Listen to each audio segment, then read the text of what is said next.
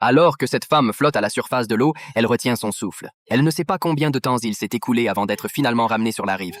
Malheureusement, il lui reste moins de 2 minutes avant que le médicament n'agisse complètement. À ce stade, sa respiration devient extrêmement difficile. Lorsque le compte à rebours de 20 minutes se termine, Marie perd totalement sa capacité à bouger. Heureusement, Jack ne l'a pas encore rattrapé. À la place, un fermier nommé Carl arrive sur les lieux. En voyant l'état de Marie, Carl s'approche rapidement pour la vérifier, mais il ne reçoit aucune réponse. Réalisant qu'elle a besoin d'aide, il ramène un petit chariot et la soulève doucement pour la déposer dedans. Il pousse ensuite Marie jusqu'à sa maison isolée à la campagne.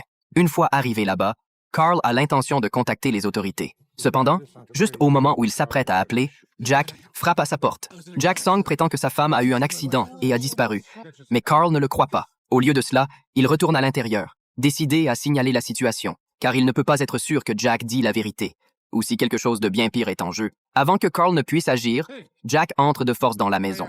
Réalisant que Jack ne partira pas, Carl prend son téléphone pour appeler la police. Pressé, Jack commence à jouer la comédie, feignant d'être pitoyable et désespéré dans l'espoir d'attirer la sympathie de Carl. Il essaye de tromper Carl pour découvrir où se cache Marie, bien qu'elle soit en réalité cachée sous une chaise dans la pièce. Malgré les efforts de Jack, Carl refuse de mentionner Marie et compose rapidement le numéro de la police. Cela met Jack en colère. Perdant patience, il décide d'éliminer Carl pour éliminer toute menace potentielle. Ce que Jack ignore, c'est que Carl est un expert en arts martiaux. En quelques secondes, Carl projette Jack au sol. Mais pendant qu'il lutte, Jack parvient à saisir un couteau du sol. Profité de la distraction de Carl, il le blesse. Marie, impuissante, est allongée sous le canapé, témoin de la scène terrifiante sans pouvoir intervenir. Après cela, Jack commence à fouiller la propriété de Carl et trouve du carburant dans un débarras. Il prévoit de détruire toutes les preuves. Marie regarde le carburant s'écouler lentement dessus, réalisant qu'elle est dans une situation périlleuse. Désespérée, elle frappe le sol, espérant attirer l'attention de Jack,